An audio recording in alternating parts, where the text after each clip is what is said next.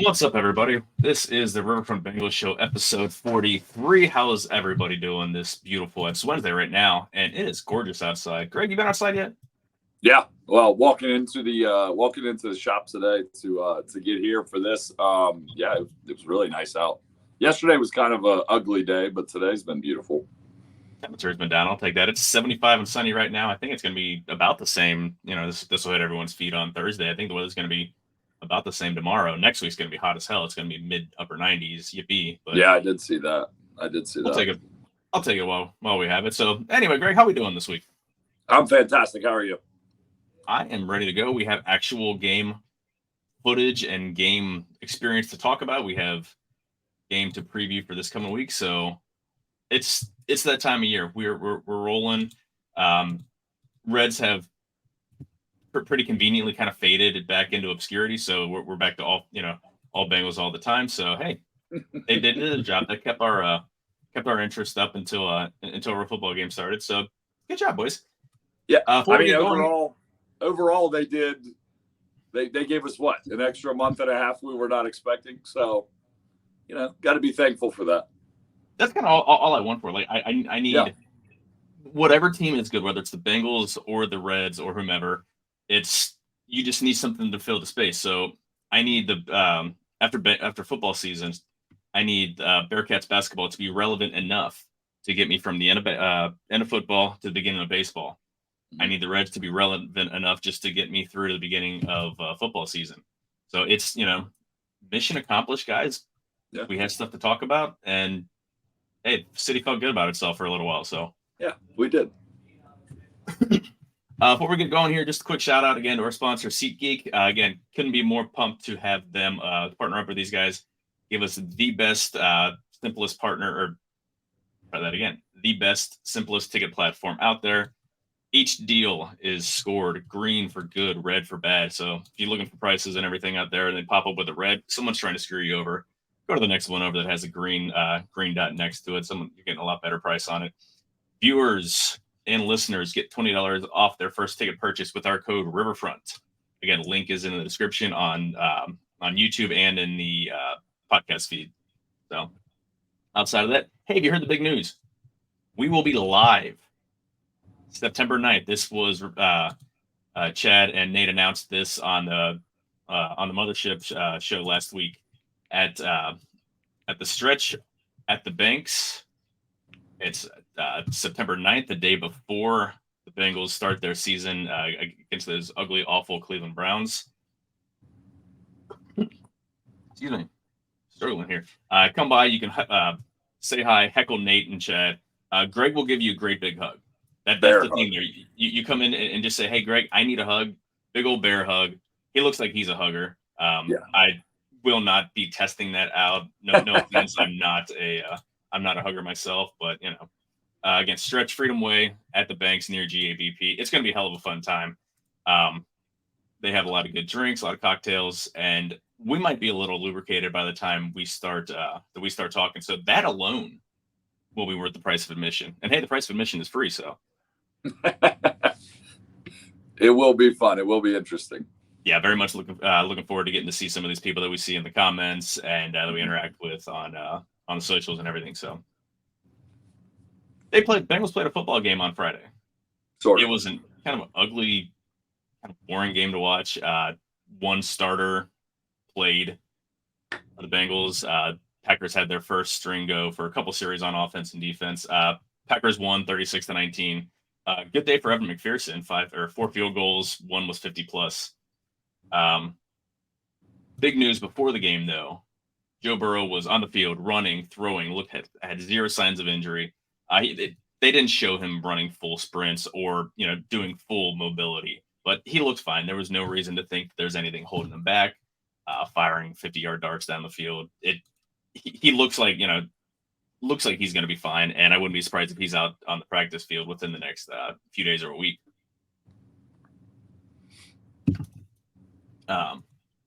Again, back to the game that actually happened. The only one starter started, and that was Dax Hill.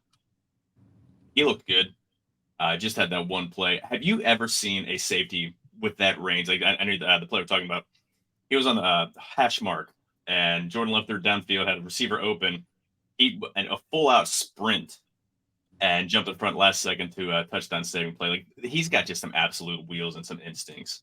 He does. I was, we haven't got to see much of him or really get to see him in like a setting like that. That was impressive. One of the small takeaways from the game where, I kind of tried to pump the brakes on everything else and then just kind of dive into some of the good things that happened. That was definitely one of them. I mean, that was an impressive play. Yeah, absolutely. It's one of those plays to where it's more or less just kind of confirmation of the physical skills that he has, that he's got the instincts, that he's got the physical ability to cover that much ground. I mean, that was Jesse Bates' specialty, was playing center field, and that's Jesse Bates isn't making that play. I don't know if there's any other safety that has that kind of speed to be able to make up that much distance. I think it was Christian Watson was the receiver, who's a really fast receiver. He had the cornerback beat. I don't even remember who was on the play, who had coverage on the play, but it might have been DJ Turner, and he had him absolutely roasted. And Dax Hill comes over the top and bats the ball away, just one hair late, and it's touchdown. It's great having that guy. Again, there's going to be some growing pains during the season, just getting the communication and everybody kind of getting on, once they get on the same page because they've all been together, but just getting more comfortable working as a unit.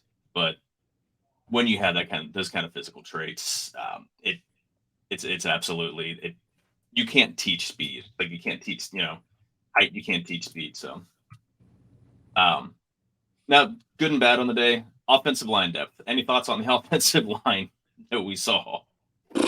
It was not good, and that's probably the polite way to say it. It was definitely super questionable. But again, it's preseason week 1, so I'm ready to pump the brakes here. Not going to overreact about preseason week 1. I do think that when you start rotating multiple pieces and the farther you get away from the ones, the more you rotate those pieces around, the worse it's going to look as a whole. I've just, coaching football, you just see it. It's just not normal. It just doesn't feel right.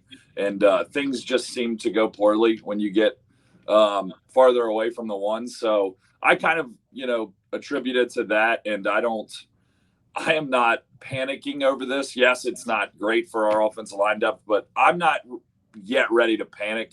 I would more like to watch these guys inserted one at a time with the ones. For example, if you put a attack with just the ones, I mean, everybody else is in their spots. I feel like you get a little bit better look than, when you're throwing everybody together and it's kind of a hodgepodge out there. So I'm pumping the brakes for now, but there wasn't much to take away positively offensive line wise from that.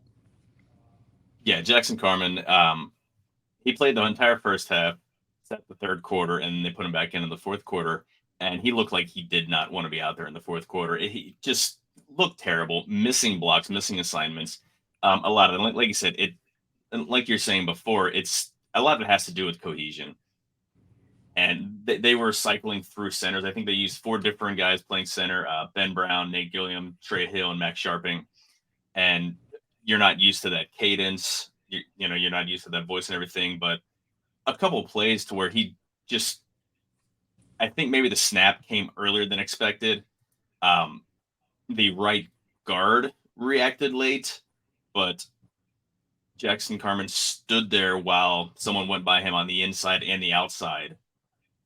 And it's obviously they're going to slow the video down and make it look terrible, but it's, even if you miss the snap count, if they snapped early, if you see guys coming over, going past you on both sides, shouldn't you react just more than anything to keep your quarterback from getting lit up? Again, this was Trevor Siemian. This wasn't Joe Burrow back there, but his technique looked terrible. He looked like he didn't want to be there. Obviously, he's no longer there's no competition. I mean, Jonah Williams is the right tackle. Does he even have a spot on the team? Does Jack Carman even have a spot on the team? This is the one area or one part from this preseason game that that I'm not going to say pump the brakes on. I thought this was this was bad. I mean, this was a bad look for Jackson Carman. I felt like it was almost like watching Antonio Brown with the Bucks take his shirt off and walk off the field. I mean, that's for some reason that's what I kept like feeling. It just felt like a 4-year-old with I'm taking my ball and I'm going home. Just didn't really have any inclination to fight or scrap or claw for any of it.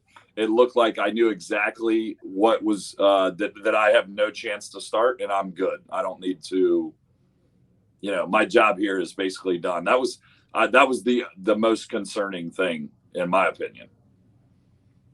Yeah, I don't disagree. And it comes down to you can't teach want to. Mm-hmm. And he didn't want. I mean, this has been an issue since he came. They drafted him. Thought that they were drafting someone who's going to be able to start from day one. And each year he's lost roster battles every single year. And at some point, he's not getting better. It's I don't know if it's a matter of maturity. I mean, some people just don't. I mean, the great ones have that drive to get to continually strive and get better. I mean, the rest of us, we don't have that, and that's fine. But if you're going to be a professional football player, and especially on the offensive line, to where you're going to get somebody hurt, if you don't have that, no, like if you don't have the drive, then he needs to go. I think they're going to move him back over to the left side. He's no longer going to be the swing tackle, because if there's any injuries to the tackles, if anything happens to Orlando Brown, Jonah Williams is moving over to the right side. And again, if anything happens to Williams, then it's going to be the right tackle. So he's not going to be the swing tackle. It's probably going to be Adeniji or maybe Deontay Smith, who looks like he's actually taken a step now that he's healthy. I thought I had him on my 53 man for when I did the projections a couple weeks ago. I don't know if he's there anymore. This next game will go a long way, whether or not he's a depth piece or not, or do they just look to go with the younger guys and got the guys that are at least busting their ass and that they're seeing improvement week over week. I don't clearly they're not seeing that. I mean, they put him back in the fourth quarter for a reason. Nobody who's even a backup is going to go on in the fourth quarter of an exhibition, of a preseason game if they don't, if they're not looking for them to show something. And he showed something, absolutely, but it's just the wrong thing. Again, the rest of the offensive line, it's kind of a mixed bag. Some of the guys had decent games. I know Ben Brown was graded relatively well. Max Sharping looked decent playing center. We know he's not a great option if he needs to be your starting guard. I mean, he was absolutely just obliterated by Chris Jones in the AFC Championship game. But more guys that have experience, more guys that have ability to play center, if he can do that, again, it's not a whole lot of great, but some stuff to go on and things at least to look forward to with a little bit of optimism going into for next game against the offensive line. Quarterbacks didn't look great. Browning's accuracy and decision making didn't look good. Trevor Siemian had no time. I mean, he was under duress the entire second half, so you get a little bit of a pass. He's going to be starting on Friday against Atlanta, so he's at least going to be playing with the 2s instead of the 3s. But is the backup quarterback on the roster?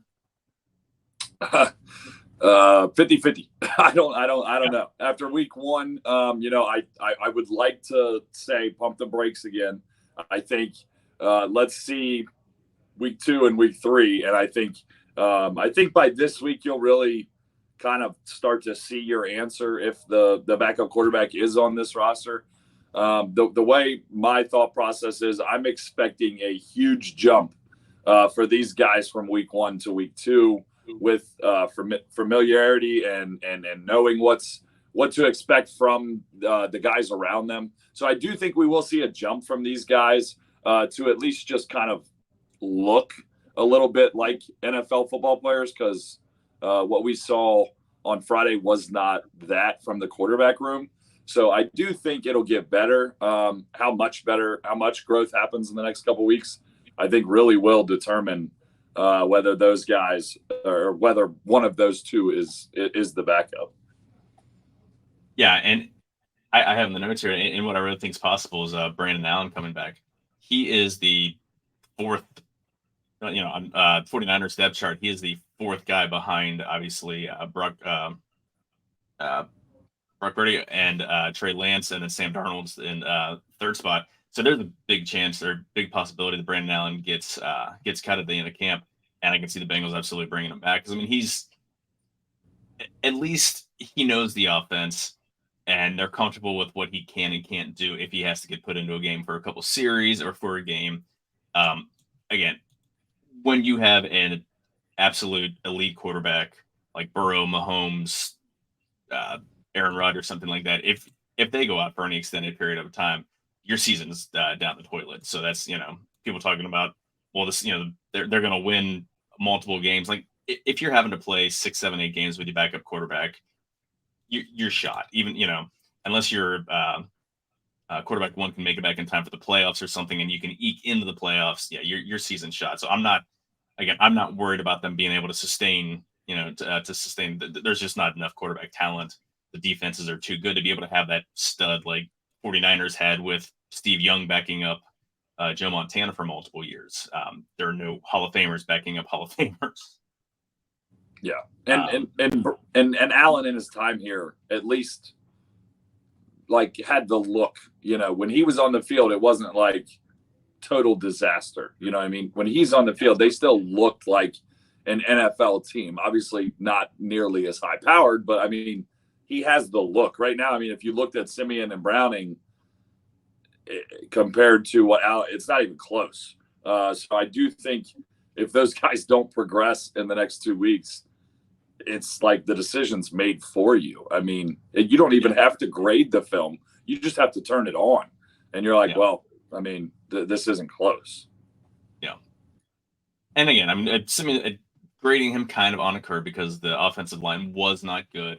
But at the end of the day, you still had to perform. And it didn't look like he was comfortable in the offense. And again, he's the new guy to the offense, but they signed him in the winter. He's had plenty of time to learn the playbook and plenty of time in all of the OTAs and mini camps and things that have gone on and several weeks of training camp now. I mean, he's been sharing quarterback one duties with, for almost 3 weeks now since Burrow hurt his calf a couple weeks ago. So I'm expecting him to look better on Friday, but I'm also not expecting him to look like a guy who's going to be able to, win 3 out of 4 games if need be or anything like that. So yeah, again, Burrow's going to be back and ready. He's going to be ready to go by week 1, but injuries happen.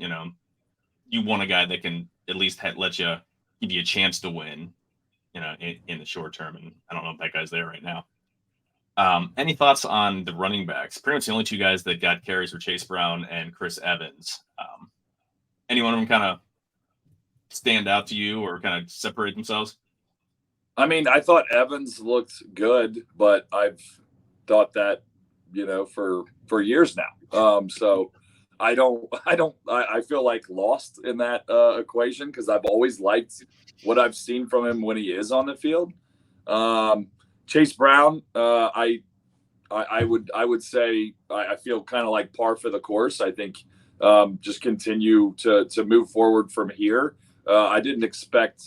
I try to temper these expectations of you expect everything to come out and it's just going to be perfect. It's just not going to be that way. When you're around football long enough, you just the first couple ones are going to be rough. So overall, the running backs. I mean, I thought that was kind of. I don't want to say a bright spot, but when you look at all the other spots, the running back spot kind of does look bright in that game 1 of the preseason. So I wouldn't give it an A+, but I wouldn't give it an F either. I thought there was some takeaways there that could be positives. Yeah, I'm pretty much of a mixed bag. Brown was only 8 carries for 12 yards, but twice was given the ball in short yardage situations and both times converted for a first down. Evans had 7 carries for 49 yards, which 7 yards carry is nice, but one of those carries was for 33 yards. So again, made a nice cut, and he's got good speed to break away from the once he gets into the second level. But again, those other 6 carries, he only had 14 yards. So again, you're also playing behind a B and C level offensive line. But they're battling for. I don't even know how everything's going to shake out with, because Trevion Williams is still he still hasn't come back from his injury. I still think that the third down running back might not be on the roster. A couple guys finally went off the board. Zeke Elliott signed to the Patriots, which odd fit, but whatever. And Dalvin Cook signed by the Jets. And another, again, that they've been kind of flirting for a couple weeks. He was at their practice a few weeks ago, and there's a whole lot of smoke to them going there, but they have a bunch of running backs. They've got, I mean, I get Breece Hall's coming back from injury. Michael Carter's a decent running back. I'd be okay swinging a trade for Michael Carter. I liked that guy coming out of college, out of North Carolina. A little North Carolina running back. Yeah. So, I mean, there's still some guys out there. I don't know in terms of fits and stuff like that, but I still think there's a possibility that their actual third down running back, in terms of picking up, just someone they can trust picking up the blitz. I don't know if that guy's on the roster yet. Again, Chase Brown had really, really good grades for his blocking coming out of college. His grades, like, he had the worst pass blocking grades of anybody on this entire team on Friday, but only a handful of opportunities. He got just totally whiffed on a guy, but again, there's only a few opportunities, and he's, you're getting scraps, you're kind of at the bottom of the running back depth chart. You're not getting a ton of reps in practice, and I think he'll be fine. And I think by the end of the year, he'll be the clear cut heir apparent to be the starter next year, for that matter. But I think he'll get third down reps by the end of the year. But I think they'll want somebody that's a little more reliable to start out with. Just, we see what happens. Joe Mixon is going to get Joe Burrow killed with his blocking ability. So they want someone who's going to be able to pick up that blitzer and then release, check and release if need be. So. Yeah, I kind of expected him to not necessarily look so great in pass blocking. I feel like in practice, when you're seeing that pass rush, it's not going to be from a defensive end that can go get his first sack of the year. Like, it's just a totally different thing. I don't know that you can go like full speed reps on that, maybe a couple of times in practice. So I do expect him to have tremendous growth in there, because he was known as a very above average pass blocker coming in. So I feel like, again, with the next week or two, that may determine if there is a move on the back end for a running back that you can bring in and feel a little bit safer about. Right now, I would lean towards, I think they're going to be okay, and I think he'll kind of mold into that role. And I think it's one of those things, once you see one rep, okay, now I know what I'm looking at. Now I know what it looks like. So I expect, this is another spot where I expect some serious growth from week 1 to week 2. I can't imagine stepping on an NFL field and seeing that first snap and you got a 6'4", 270-pound defense. I just can't imagine that. So the fact that I think you see that rep once, I definitely think he'll be better off, moving forward. Yeah, I mean, he played in the Big Ten, so it's not like he wasn't seeing like fast, big defensive ends or picking up blitz from linebackers or anything like that. But it's a different speed in the NFL, and game speed is a lot different than speed, than the reps during camp, when your teammates aren't looking to, they're not looking to kill you, they're not looking to blow you up, and they're not looking to kill the quarterback. So yeah, I think he'll be fine in the long term. He had a good game catching the ball, 3 catches for 33 yards, I believe. One was a really nice 21-yard pickup where he had a lot of made a lot of moves and everything. He's got the pretty good breakaway speed. How big are these next 2 games for Chris Evans to stay on this roster? I mean, does he have to absolutely show out and have huge games to stay on this roster? Or does that even matter? Is he just putting up game film for his next team? I think I would probably lean towards putting up game film for his next team. Unfortunately, I think that's the case. But for him specifically, personally, I think it's got to be the 2 biggest games of his career, I would imagine. I mean, I think he'll get picked up by somebody, but will he stick with that team after getting picked up? He feels like that guy that just is going to end up being the guy that gets picked up but never stays anywhere. Yeah. And I think these 2 weeks are massive for him. And I like I said, I've liked Chris Evans ever since he got here. When they drafted him, I loved the pick. I thought it was, low risk, good reward. And I've liked some things I've seen from him. So like, I hope he does well, and I would like to see him land somewhere. But at this point, I feel that, yeah, he's got a super uphill battle to try to make this roster, in my opinion. Yeah, I mean, he's got great pass catching ability. I mean, he runs routes, catches like a wide receiver. His big issue is hitting the hole. Like he struggles finding the right hole. You can see one of the carries that he had, and I can't remember who it is. There's some of the follows on Twitter. These guys are more offensive line kind of gurus, as it were, and they said you see a ton of holds on Chris Evans rushes because he never hits the right hole. So he maybe someone coming from the backside, like someone trying to pick up a block from someone who's running back isn't supposed to be there, and they're having to try to reach for a block at the last second to give him that crease for to go through. So, and that's something that performance doesn't really matter.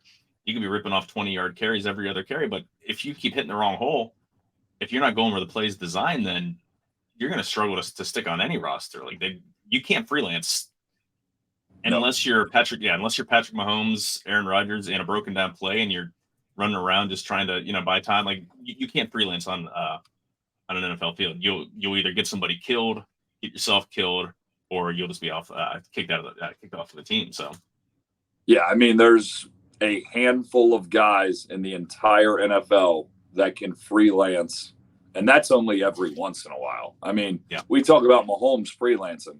How many plays a year do you think that is? Maybe 5.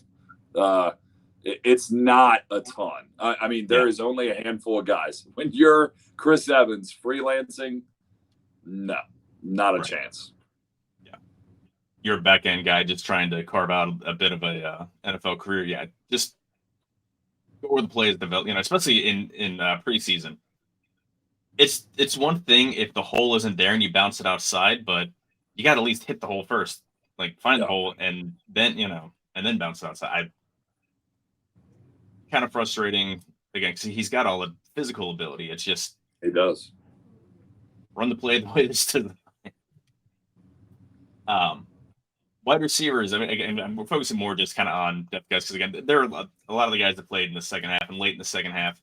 Guys that really I just don't care too much about. I don't care about Mac Hippenhammer.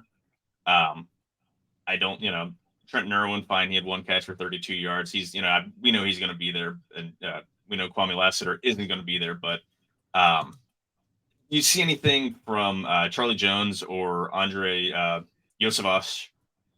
Trying to make sure I say his name right. That there was Bengals put out something on social media yesterday. It's hilarious. DJ Reader was interviewing players in the locker room, trying to see if they could pronounce Andrei's last name. Did you get a chance to watch that? I did, yeah. It was hilarious. Only one player knew how to pronounce it. Wasn't T. Higgins. T. Higgins thought it was Yoshi. Mm-hmm. There was some good ones. Yeah. They couldn't spell it. It was pretty damn funny. And then they had Andrei at the end, like just like pronouncing it properly. But he looked really good. What do you think? Yeah, I agree. I thought the everything that you've heard about how good he's looked, I thought I'm not saying he hit a home run, but I thought he was just again, game one, just had the look of an NFL receiver to me. I thought he looked like he fit somewhere on this team, and not just on the team. I think he fits with some capacity to make some plays for us. I really like the way that I like the way that kid looks. I just like the look. Yeah, I mean, he's got the physical build of a prototype NFL receiver. He's 6'3", 215 pounds. Again, he runs really fast. I mean, he ran 4.4s, I think. He can high point the ball. He had 4 catches for 50 yards, long of 24 yards, and there was a lot of yak in that. Like made some moves, cut across the field, turned up the sideline. This isn't a project. Again, we talked about this last week. When the Bengals made this pick, that's someone that's maybe he's going to be the last guy in the wide receiver core. Good chance he's going to be practice squad. He wouldn't make practice squad. He'd get absolutely yanked off waivers if they tried to pass him through. And yeah, I think he has a, I don't know how many opportunities there are for your wide receiver 5 in terms of how many passes he's going to see, but he's absolutely someone who looks like if he has to go in and cover, play for a series, if someone gets a cramp or something, and you see him covering for T. Higgins for a series, I don't think, not that you wouldn't miss much. I mean, T. Higgins is one of the best, 20 wide receivers in the game, but it's not like you're throwing out just some absolute scrub that shouldn't be on the field. I mean, this is a guy that can run, that can jump, that can catch. And he absolutely just looks, doesn't look like a guy who came from the Ivy League that, Right.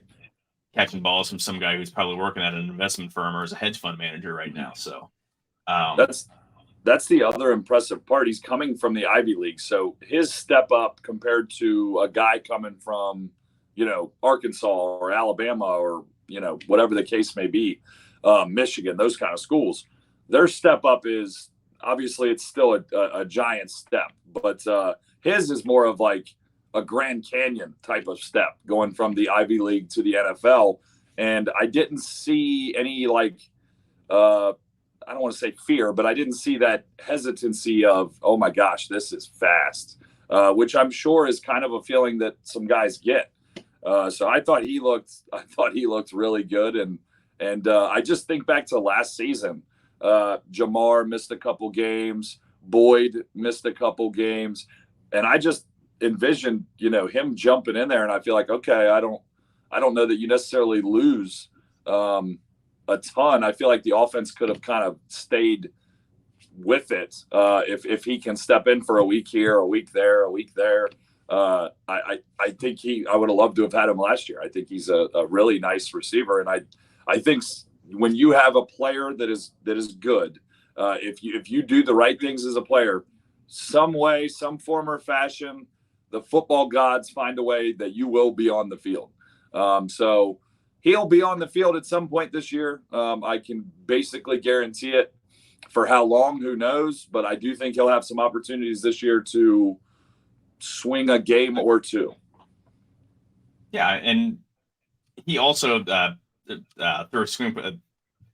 They threw a screen pass to Kwame Lassiter, and he threw a hell of a block on the outside to spring him for a decent size gain. So I mean, he knows how to throw his body around, and that's what the Bengals wide receivers kind of pride themselves in their blocking ability on top of everything else. The only concern is the wrong word. It's a good problem to have, but what's his role long term? He's not a slot receiver. I mean, Tyler Boyd's going to be gone next year, and as presumably Charlie Jones was drafted to take that spot. You can't have him out there.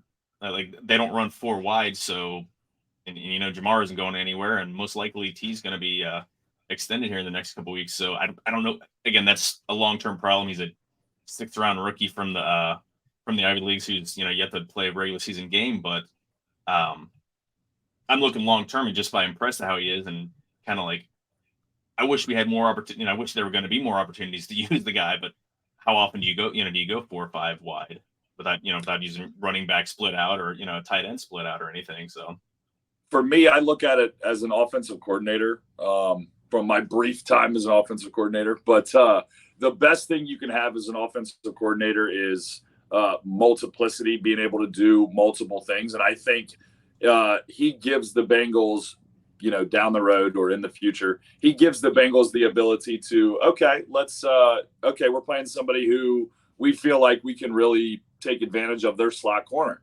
Okay, T, you're out wide. Andre, you're out wide. Jamar, step inside to the slot. And now I can move pieces around and not feel like they can just cover Andre one-on-one on the outside and it's no problem. Well, it's going to be a problem because this guy can play. So I feel like it just gives the offensive coordinator options. And if you have the more options you have in the NFL, the better off you are. So I see him allowing us to do some things that maybe we haven't quite been able to do yet, just giving us a little bit more freedom in play calling and in alignment an assignment for guys, just kind of broadening that playbook just a little bit, because let's say your slot corner is a little bit down, and all of a sudden now Jamar's in the slot. I mean, that's an issue. So I like the multiplicity that he gives us and allows us to kind of do some different things maybe that we haven't done as much of. Yeah, and I guess you can kind of scheme around as the Chiefs did against the Bengals. Some of these slot corners are pretty short. Mike Hilton's 5'9", and they schemed around so that he was covering tight ends. And your 5'9" cornerback isn't going to be able to cover someone who's 6'4", 6'5". And I mean, he's 6'3", T's 6'4". I mean, Jamar's the short one at like what, 6'1" to 6'2". Mm-hmm. If you're able to scheme those things around, then yeah, I mean that's something to do. But it's kind of, you just want to see him more and more and more. Again, we've got an all-world triplets as it is with with TB, Jamar, and T, and fourth guy isn't going to get a ton of targets, but it's kind of like, I want to see this guy get more targets. I don't want to see. Can we just not run the ball and just throw the ball every down? If if it's a running situation, then just do a little screen pass or something out to the flat or something. Figure it out. I don't want to see him hand the ball off. I just want to see Burrow flinging around all these guys. So this statement just popped into my head, and I've never said this about the Bengals before. The rich get richer. We've never been that team, but I feel like I can use it in this scenario with wide receivers. The rich get richer, and we're talking about the Bengals. Let's go. It's crazy. Charlie Jones, again, he came back. He found out last week he has a torn labrum in his shoulder. He's holding off on surgery till after the season. He struggled. He had two punt returns, total of 7 yards. Didn't make a whole lot of noise in the passing game. I don't even see him on the chart, so he didn't even get open for a target. So I'm sorry. He 2 catches for 11 yards on 6 targets. He was struggling just to create any separation. Wasn't able to make anybody miss. That's kind of his game. I don't think that's going to be a problem, but you wanted to see more from someone who's supposedly the more NFL ready. And again, we're talking a handful of snaps in one preseason game with starting out. I mean, they were going against Green Bay's ones on defense. And again, you always want to see your draft picks to absolutely just ball out their first game, and that's not going to happen. I mean, people are losing their stuff because Myles Murphy didn't have 27 sacks on Friday, but he looked like the one who has a lot more of a learning curve. Did you see anything that kind of gave you a little pause, or just kind of get over the first gifts? Yeah, I mean, I completely agree. He did look like the 6th rounder, not Andre. And I just have this feeling in the pit of my stomach. I'm getting very nervous about Jones. I feel like he's a guy that's just going to be a really, really, really good college football player, but just doesn't quite equate. I mean, for some reason, I'm just getting that gut feeling. I'm getting a little nervous. He's a little limited in some areas. I know he does some other things really well, but I don't know. I'm getting that feeling for some reason. I hope I'm wrong, but I am getting a little nervous about that situation. Not that it's a huge miss if your 4th round pick doesn't, become a star, but I think we all kind of, once that draft happened, I think we all kind of looked at that spot and said, okay, we got something here. And now I'm kind of pulling the reins back on that a little bit. And I don't want to say scared but I am a little nervous that I feel like he might not use the little Denny Green line. He might not be who we thought he was. I don't know. I'm getting a little nervous. It's early, and who knows how much of that was he hesitant at all because his shoulder's hurting? Like you might let off the throttle a little bit because you don't want to get hit in the shoulder, so you're not going to make that extra move, and maybe break a big play, but you also might be exposing yourself to a bigger hit.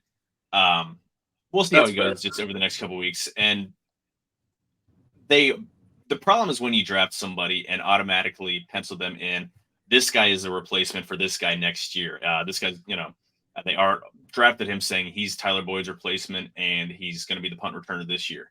Unless you're like a 1st or 2nd rounder, it's premature to do any of that because there's such a big big leap from college to the NFL. So we'll see. And again, Trent Taylor, he'll beat out Trent Taylor for a roster spot. And my whole thing with punt returns, can you do this?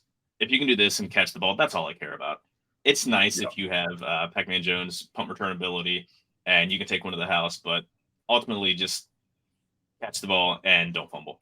Like that's hand the ball to the referee so your quarterback can take the field. That's all I really care about. Yeah, if you can catch it and get 6 yards, get forward, I'm perfectly happy. If it's a fair catch, I'm also perfectly happy with this offense. Yeah. I thought the defensive interior looked pretty decent. Some guys on the depth chart that I will actually will get actual playing time made really big impacts. Jay Tufele had a great game, I thought, especially in run game, but he had some good push from the interior in the pass game. What do you think about his day? And also Dominique Davis had a good day, guy that they got. I think he was a USFL player last year. Another guy that kind of showed up a little bit. I thought Tufele really helped himself. I really did. I thought he looked the part and played pretty well. I think the D-line's really coming together. For obviously we didn't get to see the ones. You got to see Murphy a little bit, but I do think this D-line has a chance to come together and be, in my opinion, clearly the best D-line as a whole that the Bengals have had in this kind of run, if you want to call it. So I'm very excited for the fact of I feel comfortable that we can rotate guys more frequently and keep some guys fresh. Because I think if we're fresh on the D-line, it's a problem. It's a problem for teams. And I think that that's my biggest takeaway is that I feel comfortable with some of those guys getting a few more reps and keeping us fresh. And I think teams will feel that when we're fresh. Yeah, and I don't know what his actual role will be. I mean, he's more the size of a 3 technique. He's 6'3", 305. If he can provide consistent push in the pass game, I think that's what they're missing. They need someone to spell BJ Hill, and BJ Hill was best 2 years ago when he was actually the second string guy coming in for Ogunjobi.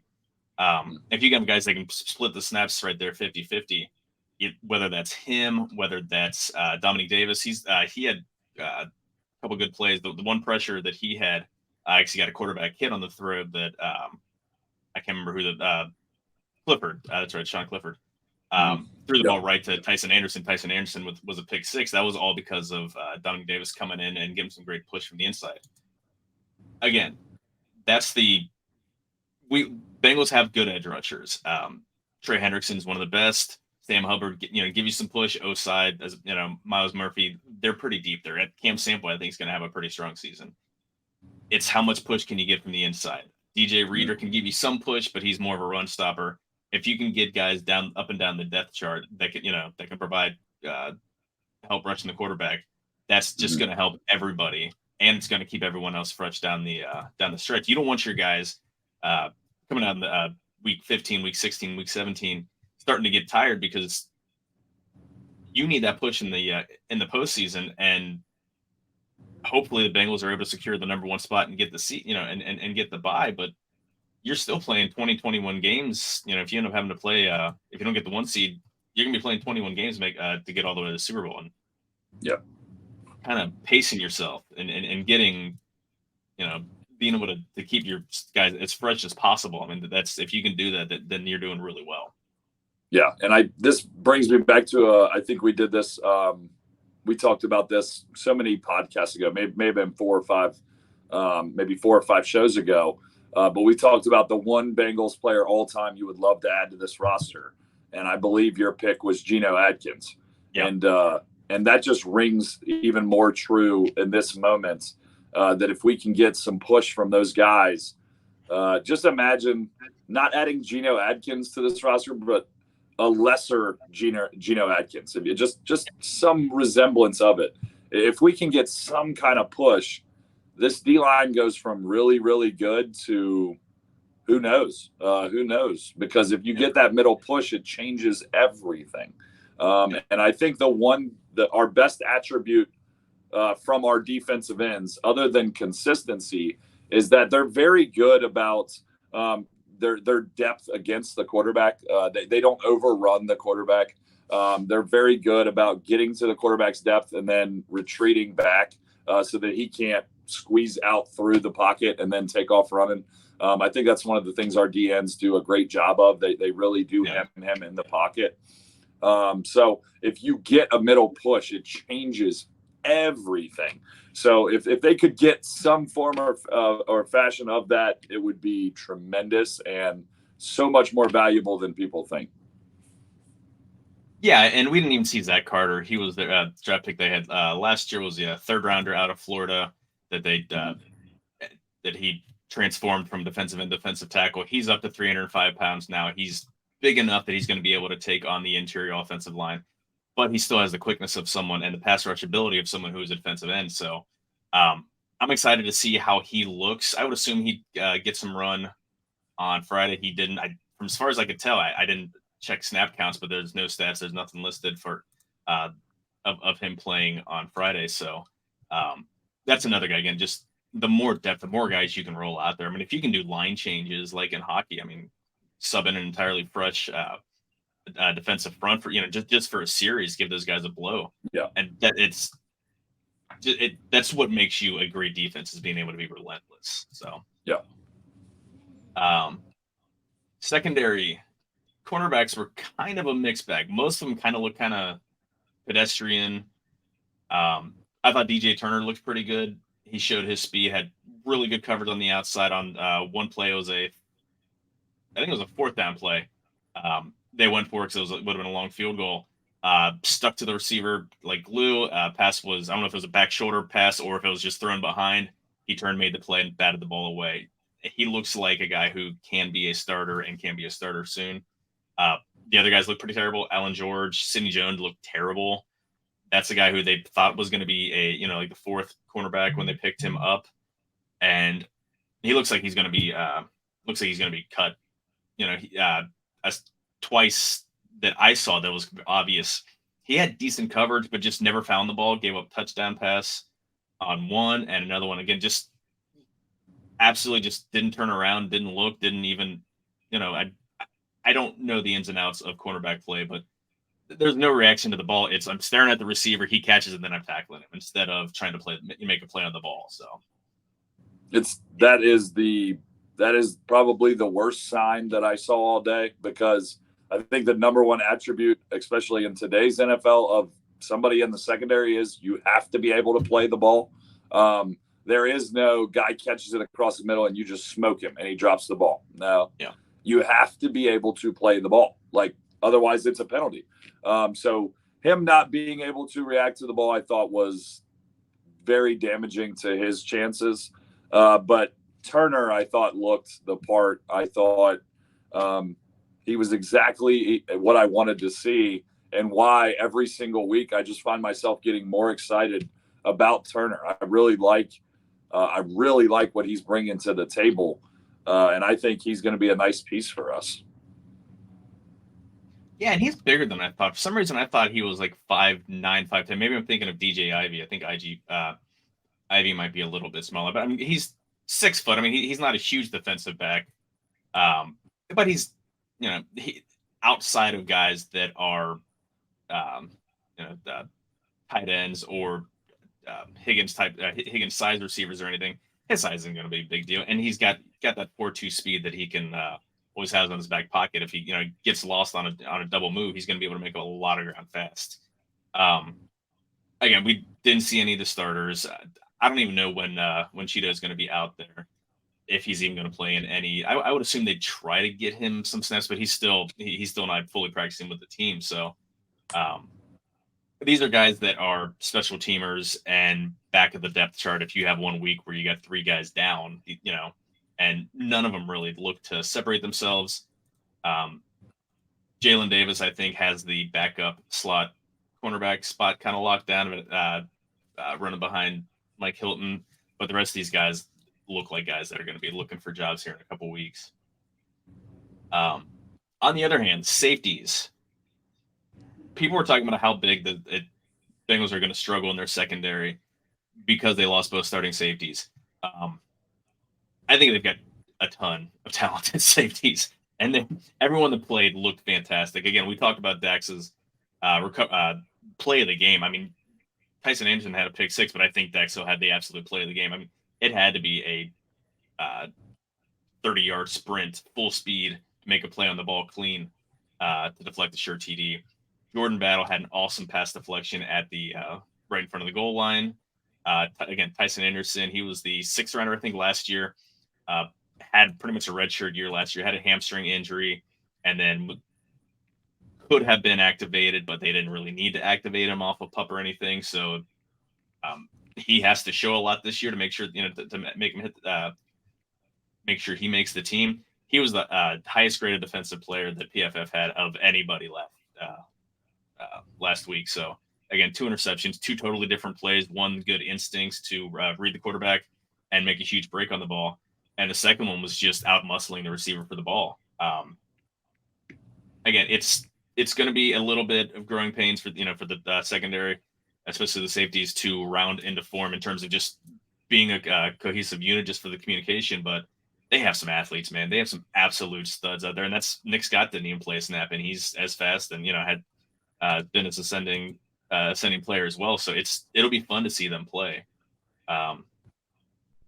Do you have some of the same concerns that I do about this communication, or just let them be athletes? Or I don't know that I would necessarily call it a concern. There's gonna be there's gonna be mistakes that happen communication wise. It's definitely gonna happen.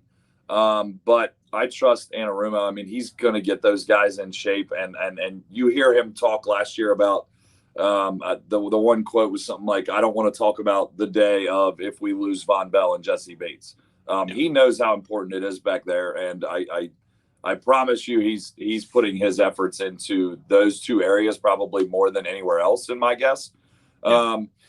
But my biggest takeaway was I felt very good for Dax Hill, because he needed to come out and have a good showing, in my opinion. If the first year you get almost no reps, I mean, literally no reps, and then here in year 2, now we let 2 big free agents walk, and now you're kind of expected to take a role. If this game would have gone poorly, it just, to me, I feel like Dax Hill could have felt like he had the world on his shoulders. So the fact that this went well, I feel like it just kind of makes this an easier process, an easier transition. And I'm just happy that Cincinnati media is not going to be talking about what are we going to do if Dax Hill's not the answer? What is this? So I feel like he relieved himself of some of those things by playing well, and I'm happy he did, because now I think he can just play football and not worry about what everybody else is talking about. And I think that would have been a hot button issue if he didn't play well, and probably rightfully so, because we haven't really got to see much of him. Yeah, they kind of set him up. I don't want to say set him up for failure, but he was the only starter that played of the outside of the specialists. Everyone else sat, and if he went out and performed poorly, I mean, no, granted, he was going against Green Bay's one, so it's not not as if he was going to get roasted by backup, but you have to feel at least confidence wise for him, confidence wise for Lou and Anarumo. And again, Lou's background is as a secondary coach, so this is absolute. He was probably chomping at the bit, like, gonna lose both my safeties.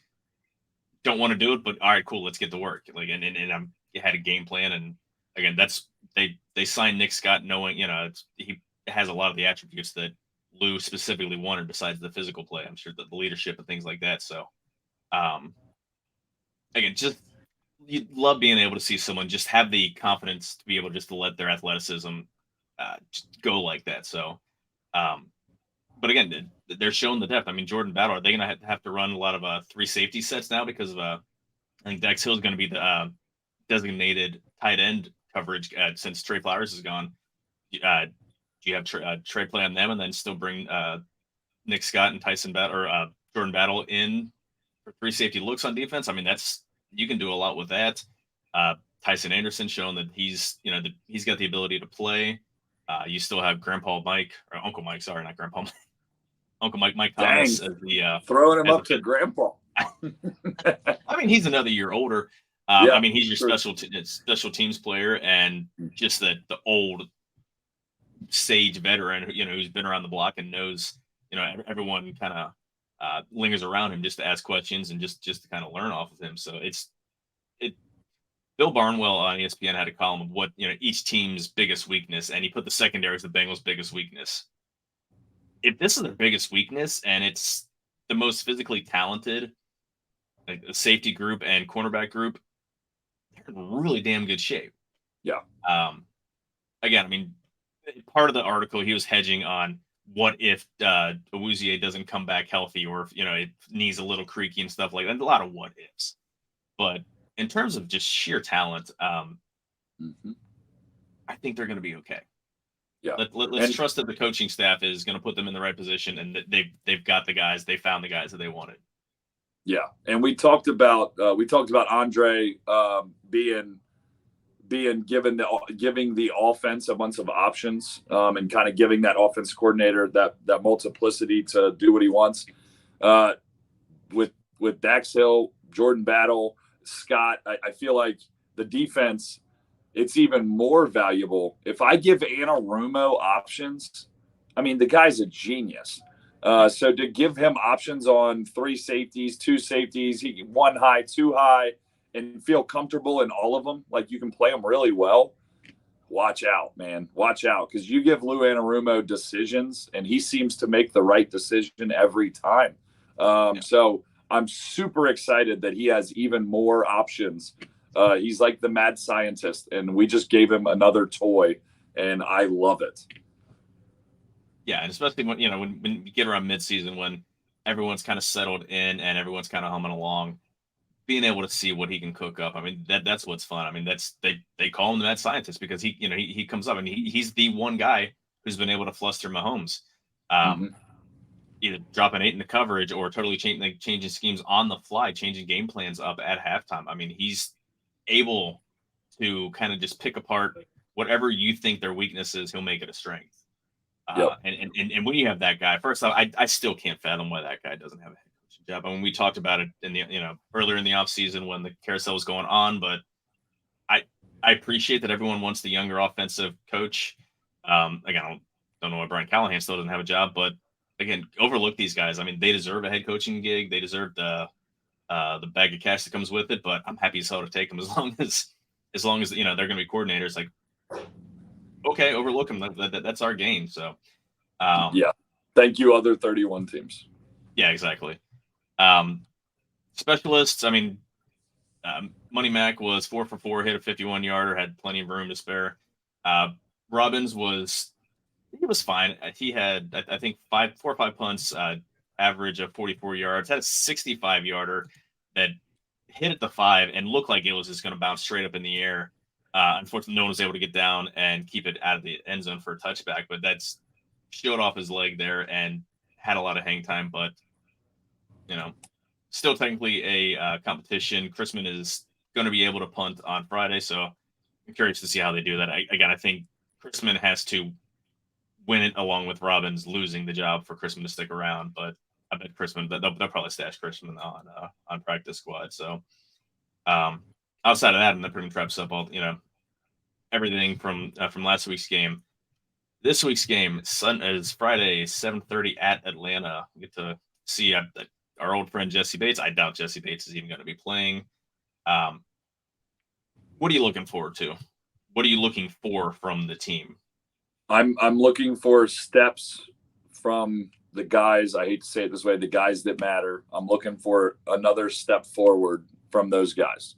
I'm pumping the brakes on all the concerns from week 1 because the NFL is what have you done for me lately? So week 2 is here. If you feel bad about a position, you got a week right here. You play well, all of a sudden we're going, look at this. So if we can see just incremental steps forward, I will be wildly happy because a lot of this stuff is all coming together. Obviously, we haven't seen the starters yet, but we know what we're getting there. We've already talked about they added depth that we feel like we have. And now if in a couple spots we can just take a minor step forward, I'm fired up for this season, and I feel like we're in a good spot, and I feel like we can only get additional options through these next couple weeks, additional options of X, Y, and Z played well, and they're ready to go. So that's what I'm looking for, is guys to step up and just play, take a step forward. Yeah.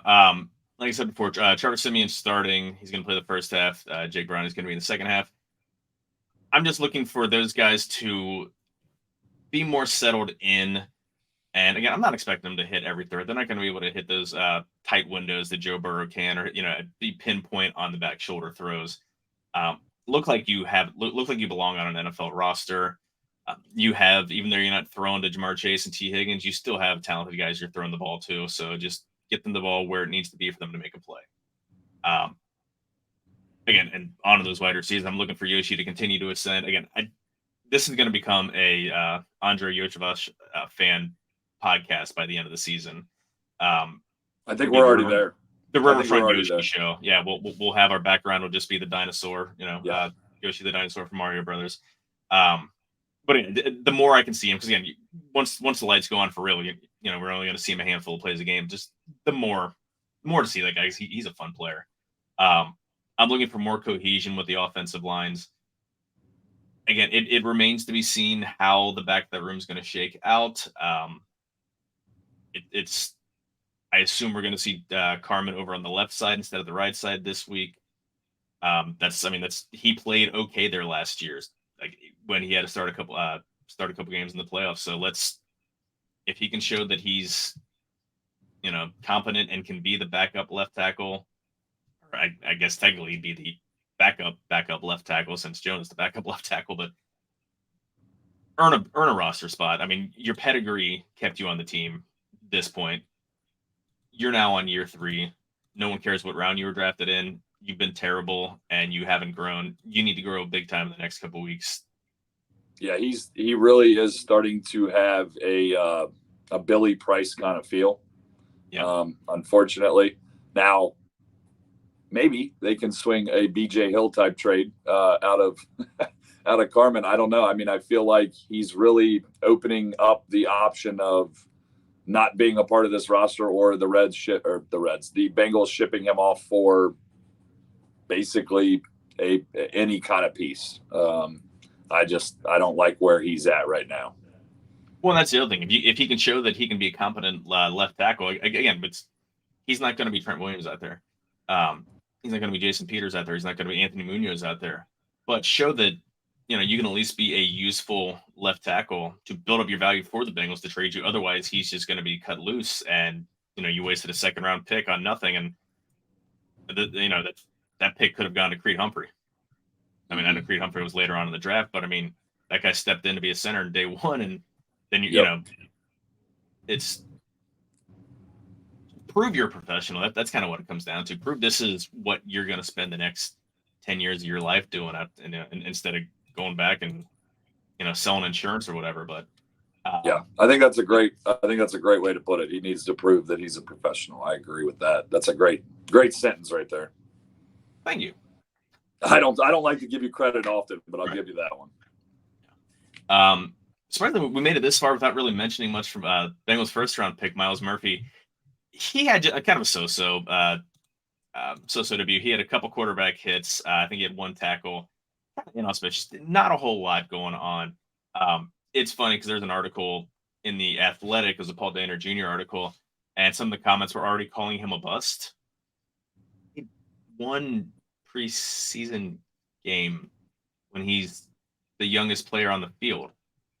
Like, yeah, you want your first round picks to go out there and prove from the second they step on the field that they're ready to dominate. But let's give them a little bit of time. I mean, this is first time seeing the actual NFL speed, full speed against another team, and he'll be okay. I mean, he's got the speed. You saw some of his traits come out there. They asked him to drop back into coverage a few times. I doubt he really had to drop back in coverage a whole hell of a lot in college.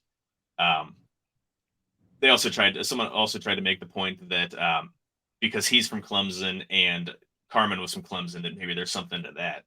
Like T. Higgins went to Clemson, DJ Reader went to Clemson. This Trevor sounds Lawrence like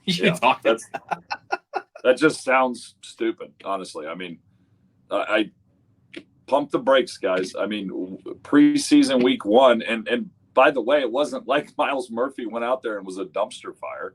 I mean, this makes no sense to me. None. I feel the total opposite way.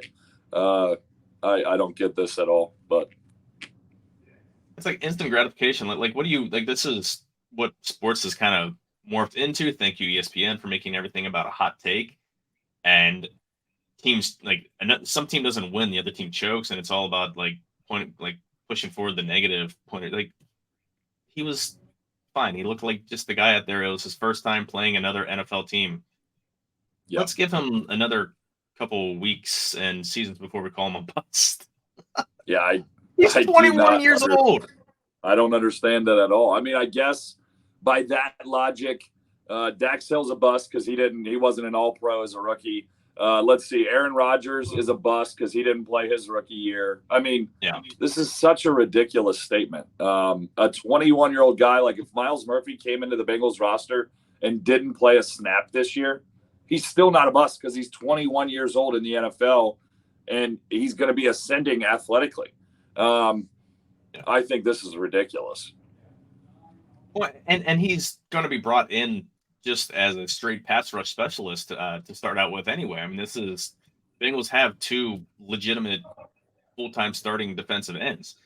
Sam Hubbard rarely comes off the field. This is only to push Hubbard inside on pass rush situations or to spell Hendricks in for a few snaps. And I think Osai is going to be that first guy up to replace him anyway, just because he's got a few more years of being a pro and understanding the NFL game.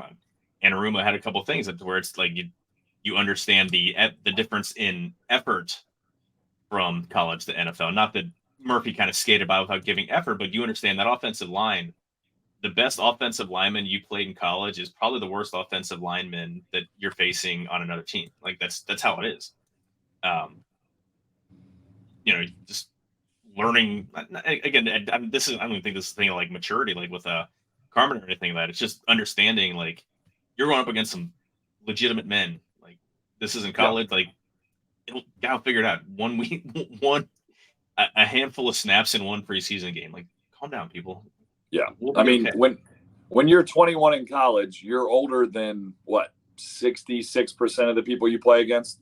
Yeah. When you're 21 in the NFL, you are the youngest guy by far. It's not close, and you're playing against grown men that are just shredded.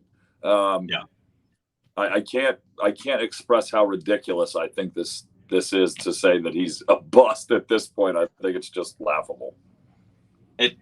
People are idiots. Again, that's why folks don't go on social media. Don't read the comments. It's do better. I try to avoid it. Unfortunately, I fall into the trap, and the bigger trap is not getting into pissing contests with some of these people. Like you might be the dumbest son of a bitch I've ever heard in my life. Right. I mean, a bigger person. Let just know that know that you're smart and they're not. Who would have the title for this one's going to be Pump the Brakes Wednesday, because I mean a bust, that's insane. I just wow. What were you expecting them to do? Like a Derek Thomas 8 sacks in one game? Like what? I have no idea. I mean, no idea. Yeah, and people were like, "Yeah, I was expecting more." Like, what? These are the same people that when they buy the Powerball ticket, they expect to hit. I guess. I mean, I just don't understand. Yeah. Joe Burrow go out there 28 for 30, and they'll be pissed about the two incompletions. Yeah. I don't know. Pretty much the only other Bengals news going on right now. Again, there's no news on any extensions or anything. Those are going to be coming. Knock on wood. We still got a month before a little less than a month before the season starts. Joe Mixon's trial is going on for the menacing charge. It's day 3 right now. It could go into day 4. I'm curious. Like, conviction could bring jail time. I don't think he'd get jail time, but there's a likelihood that there would be a suspension in the commissioner's office for a handful of games. That's kind of why it's important to see these running backs flash. You would like it to be someone who's got a few years, like Trevion Williams. Like, he needs to be able to stay healthy, or Chris Evans. But if it's Chase Brown, has to be the bellwether for a couple of games. I mean, he's the freshest, and he's might be the most ready athletically. Then so be it. But you want these guys to be able to show that they're able to carry the load if need be for a handful of games. So, if there's one spot that bad things could happen at, and it's not going to worry me at all, it's running back. Because I don't think Joe Mixon's that guy anymore. Not what he was, a couple years ago.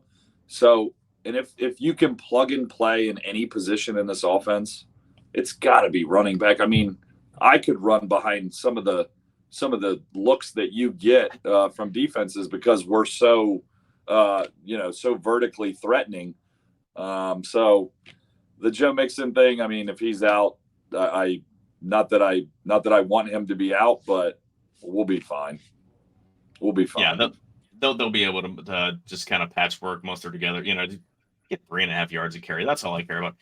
Gain yards on a light box. That's something that Mixon can't even do, for God's sakes. That's the thing I don't understand. You've got a light box, like they're playing deep safeties, and Mixon is a bigger back, and he struggles to gain. Like, you break one tackle and you get 10 yards. Anyway, we spent pretty much the entire offseason kind of devaluing the running backs. We don't need to continue it though. Don't get us started. Outside of that, anything else you want to say before we get out of here? Is there something we can do to get the Reds rolling? Just like get a win? I don't know. I mean, we just need something. The Brewers play 3 first-place teams in a row. This is your chance. Go win some games, Reds. Go win some games. It's the Ohio Cup. If they can't get pumped for the Ohio Cup against the Cleveland Guardians, God, it is still weird to say Guardians. It's better than the old name, but still, it's still really weird. Yeah. Again, they've got guys coming in. Hunter Green will be back. I think he'll be starting on Sunday. Lodolo not too far behind. So at least this hopefully will be the end of the Luke Weaver experience.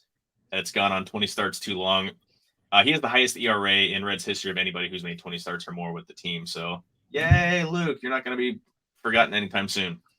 But again, they've done the Reds have done their duty. They've kept things relevant, so there's at least some sports conversation going on in the dead period in the NFL season. So, outside of that, we will be back here next week.